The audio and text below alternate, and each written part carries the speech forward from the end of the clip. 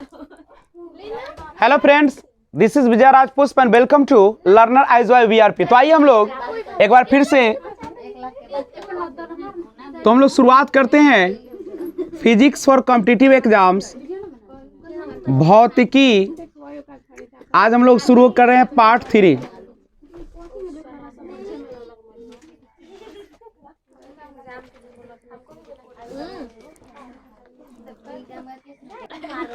तो आइए देखते हैं, आज हम लोग पार्ट 3 लेकर आए हैं जो कि काफी इंपॉर्टेंट है। आप जानते हैं कि आप केमिस्ट्री और बायोलॉजी का क्वेश्चन तो इजी से बना लेते हैं, लेकिन जब फिजिक्स की बारी आती है तो आप थोड़ा सा सहम जाते हैं, नहीं?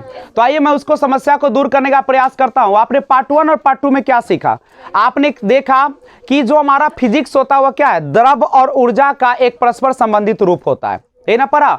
आपने देखा कि ऊर्जा जो होती है कार्य करने की क्षमता होती है, और ऊर्जा क्या है? कार्य करने की क्षमता है। और ऊर्जा का जो मात्रक होता है वो क्या होता है? जूल होता है। और कार्य का मात्रक क्या होता है?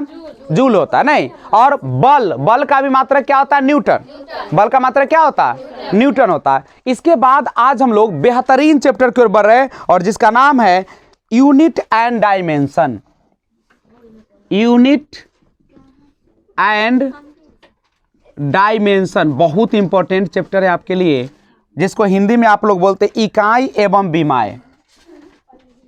इकाई एवं विमाएं। तो ध्यान दिया जाए, सबसे पहले जाना जाए, कोई भी इकाई या विमा पढ़ने के लिए आपको जाना पड़ता है राशि। सबसे पहले क्या जाना पड़ेगा? राशि, जिसको आप हिंदी में क्वांटिटी कहते हैं, मात्रा कहते हैं। नजरें बिल्कुल स्क्रीन पर रखिए, क्योंकि आप यहां पढ़ने के लिए आते हैं, टाइम बर्बाद करने के लिए नहीं। तो आइए राशि के बारे में जाने कि आखिर राशि होती क्या है। नहीं तो सिंपली समझा जाए कि जिसे संख्या के रूप में व्यक्त किया जाए, कोई भी चीज है उसको संख्या के रूप में संख्या समझते हो ना? 1 2 3 4 5 6 संख्या है, उसी को डिजिट कहते हैं, उसी को अंक कहते हैं। गणित में जो अंक होता है टोटल 10 होता है, 0 से लेके कितना तक होता है? 9 तक होता है। और सब वही उसी डिजिट से हम लोग संख्या का निर्माण करते हैं। जैसे 1 पर 2 12 लिखते हैं तो उसको बोलते हैं कि 12 एक संख्या है, नहीं? तो कहता है कि जिसे संख्या में व्यक्त कर सके। अगर आपसे कोई पूछे कि राशि किसे कहते हैं, तो जिसे संख्या में व्यक्त कर सके, तो आप ही हमको बताइए कि किसे आप संख्या के रूप में व्यक्त कर सकते हैं। तो आप अंदाज लगाइए, आपकी जो उम्र है, क्या उम्र को संख्या के रूप में व्यक्त किया जा सकता है कि नहीं किया जा सकता? तो क्या उम्र आपकी एक राशि हुई कि नहीं हुई? हुई। उसके बाद आपकी जनसंख्या आप बता देते ना कि भारत की जनसंख्या अभी 121 करोड़ है। आप संख्या के रूप में व्यक्त करते हैं जनसंख्या को, तो जनसंख्या भी एक राशि होगा कि नहीं होगा? उसके बाद तापमान को भी आप बता देते हैं, इतना डिग्री सेल्सियस है, इतना डिग्री फ़ारेनहाइट है, इतना केल्विन है। तो ये जो आप बताते, ये सबका सब क्या कहलाता है? राशि। यानी जिसे भी संख्या के रूप में व्यक्त कर दो, सारा का सारा क्या कहलाता है? राशि कहलाता है। बोलो कहीं परेशानी है तो? अगर नहीं परेशानी है तो हम लोग आगे बढ़ने का प्रयास करें। अब आइए, अब हम लोग जानते हैं कुछ और बेहतरीन चीज राशि के बारे में ही, ठीक है? तो शुरुआत करें, तैयार है आप लोग?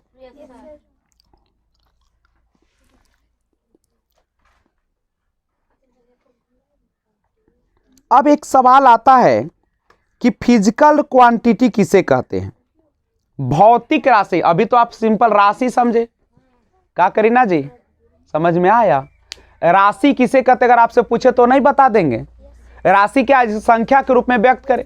जैसे आपकी उम्र है, आपकी जनसंख्या है, और तापमान है, ये सब क्या कहलाएगी? राशि। अब चूंकि हम लोग फिजिक्स पढ़ रहे हैं, तो हम लोगों को तो पढ़ना पड़ेगा भौतिक राशि के बारे में, नहीं? अब आप समझिए कि भौतिक राशि किसे कहते हैं। तो कहता है कि वैसी राशि जो भौतिकी के नियम को या नियम का पालन करे। जो क्या करे? ध्यान दीजिएगा, जो भौतिकी, सबका अपना एक नियम कानून है कि नहीं? तो जो भौतिकी है उसके नियम का जो पालन करता है उसी को हम लोग क्या कहते हैं, क्या कहते हैं उसको, भौतिक राशि कहते हैं। कोई पूछेगा कि बताओ बच्चे भौतिक राशि क्या है, तो आप सिंपल कहिएगा कि जो भौतिकी के किसको नियम का पालन करे वही क्या कहलाती है, भौतिक राशि कहलाती है।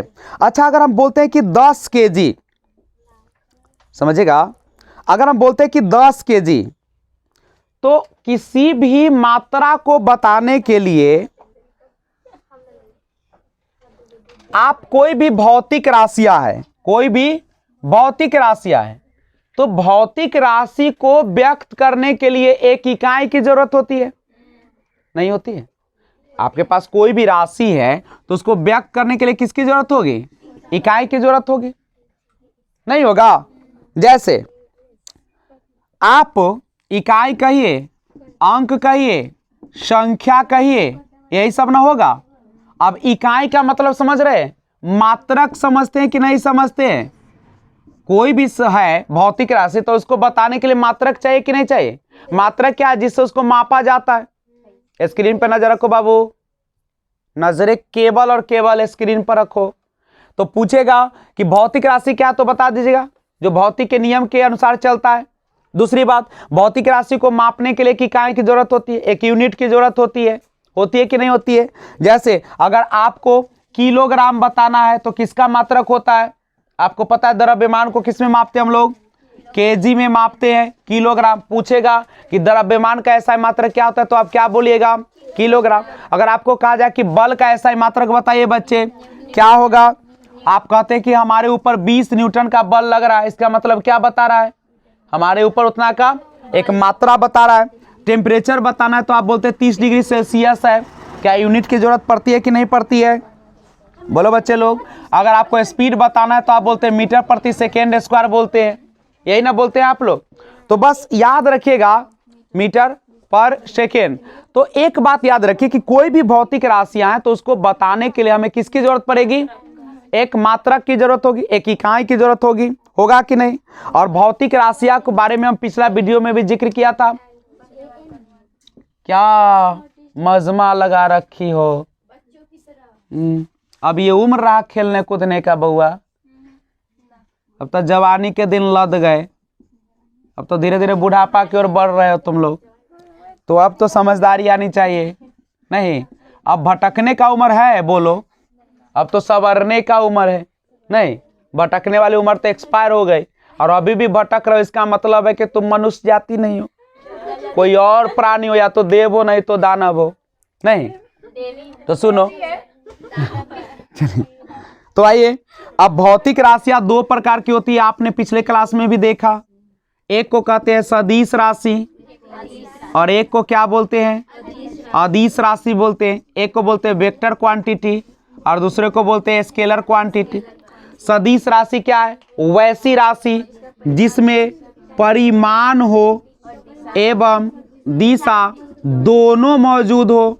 जैसे अगर कोई कहता है कि 90 डिग्री उत्तर से गया, तो देखो आपके साथ परिमाण है 90, यहाँ पे दिशा नॉर्थ बता रहा है, इसका मतलब है कि कैसी राशि होगी, सदिश राशि होगी। इसमें आ सकता है वेग, आ सकता है बल, आ सकता है त्वरण, आ सकता है, यही ना आएगा।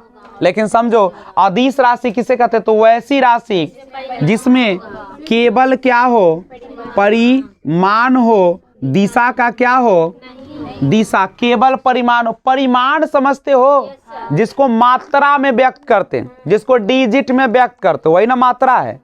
इसमें देख लो 90 है मात्रा, एन हो गया दिशा, नहीं 90 डिग्री उत्तर, तो केवल परिमाण हो। जैसे कोई बोल दिया कि सोझे 40, तो बताओ ये क्या है, अदिश राशि। हमको बोला कि 90 डिग्री जाओ, करने जाओ, हमको पता है क्या, कहता उत्तर जाओ, दक्षिण जाओ, पूरब जाओ, तब ना बात बनती।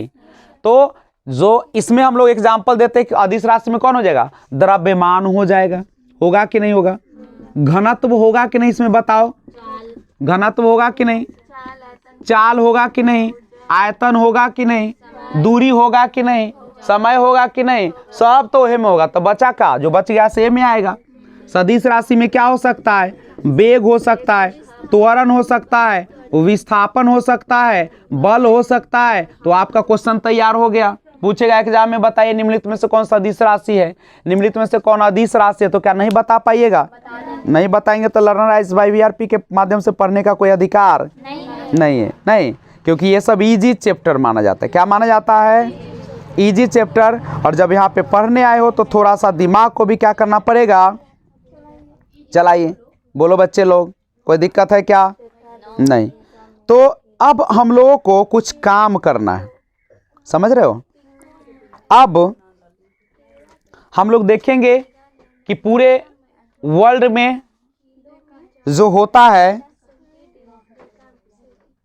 क्या होता है पूरा दुनिया में। एक किताब दीजिए तो मैं आपको समझाने का प्रयास करता हूं। अब भौतिक राशियां तो सदिश सदिश माप लिए, लेकिन जो मात्रक होते हैं तो जो मात्रक होता है, इसको अगर नोट करना है तो पहले स्क्रीनशॉट लीजिए, फिर हम बात करते हैं, ठीक है? तो आइए हम लोग बात करते हैं। अब एसआई यूनिट की बात करते हैं। एसआई यूनिट समझते हैं? अंतर्राष्ट्रीय, हम लोग अंतर्राष्ट्रीय इकाई की बात करते हैं या अंतर्राष्ट्रीय मात्रक की बात करते हैं। वीडियो जब बनने लगे तो शांति बनाइए आप लोग। अंतर्राष्ट्रीय इकाई की बात करें तो आप सभी को जो पता है कि जो एसआई यूनिट होती है उसको हम लोग कितने भागों में बांटे हैं पता है? 9 भागों में बांटे हुए, यानी 9 प्रकार के क्या होती है, एसआई यूनिट होता है। और इस एसआई यूनिट को 2 पार्ट्स में हम लोग पढ़ते हैं। एक को कहते हैं मूल मात्रक, एक को क्या बोलते हैं? मूल मात्रक। और मूल मात्रक की संख्या कितना है? 7 है। और दूसरा होता है पूरक मात्रक। दूसरा कौन होता है? पूरक मात्रक। तो पूरक मात्रक की संख्या कितना है? 2। मूल मात्रक वो है जिसके माध्यम से पूरक मात्रक निकलता है। नहीं, तो मूल मात्रक 7 कौन कौन है पता है बच्चे लोग? जैसे द्रव्यमान, और इसका एक मात्रक क्या होगा इसका? किलोग्राम। पूछेगा द्रव्यमान का मूल मात्रक है तो उसका मात्रक किलोग्राम। दूरी का बताइए? मीटर। दूरी का ऐसा है मात्रक। समय का ऐसा है मात्रक सेकेंड, यही ना होगा? तापमान का क्या होता है बच्चे लोग? केल्विन होता है। विद्युत धारा का क्या होता है? तो विद्युत धारा का ऐसा ही मात्रक है एम्पियर, है कि नहीं है? उसके बाद ज्योति तीव्रता का ऐसा ही मात्रक होता है कैंडला। और कितना पुर गया? 6। और पदार्थ की परिमाण मोल, और 1 मोल बराबर कितना होता है? 6.022 इंटू 10⁻23। यही ना होता है 1 मोल, जिसको अवोगाड्रो संख्या भी कहते हैं। और अब 2 मात्रक होता है जिसको पूरक मात्रक कहते हैं, याद होगा आप लोगों को। एक होता है समतल कोण, और समतल कोण का ऐसा ही मात्रक होता है रेडियन।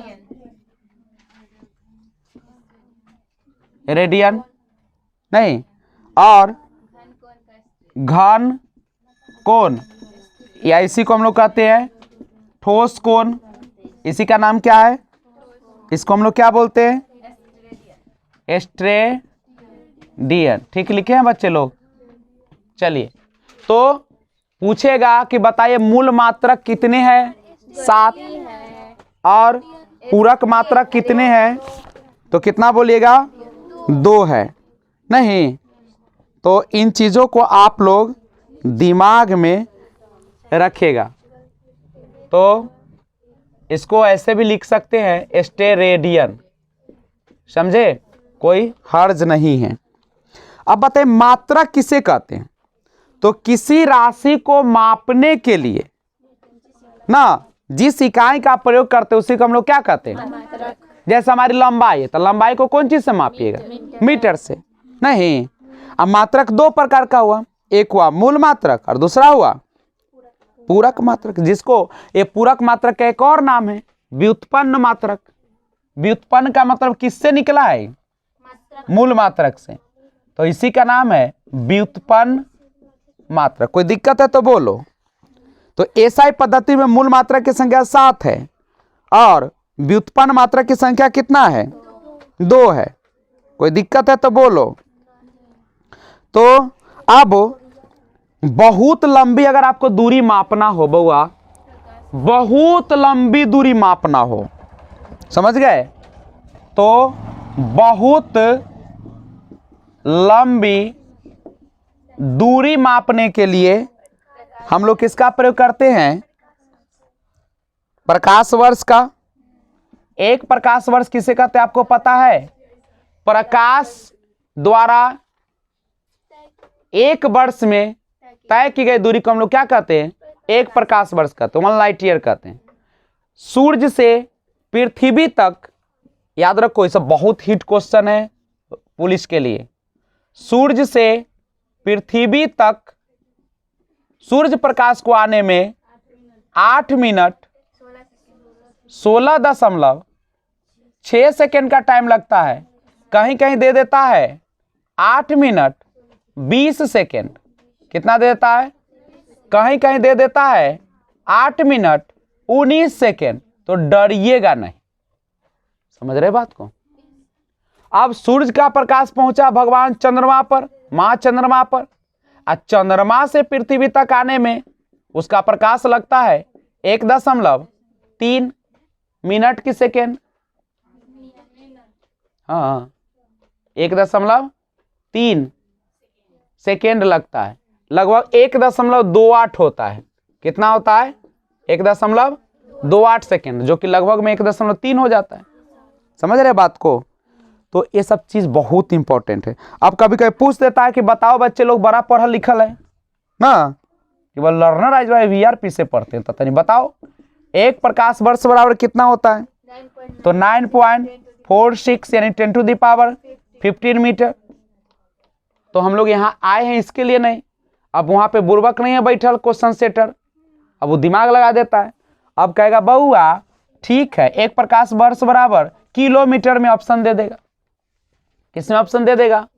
तब तो आप कहेगा जा लुट गए हम तो।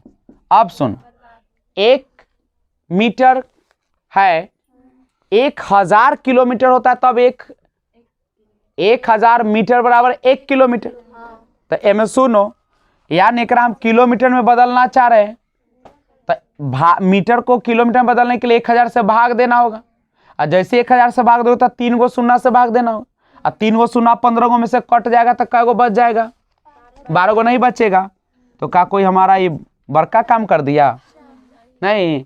तो यही क्वेश्चन पूछेगा कि बताओ कि एक प्रकाश वर्ष बराबर किलोमीटर में बता दो, तो वहां मुंह नहीं बा देना है, ठीक है। लेकिन दूरी मापने का सबसे बड़ी इकाई क्या है?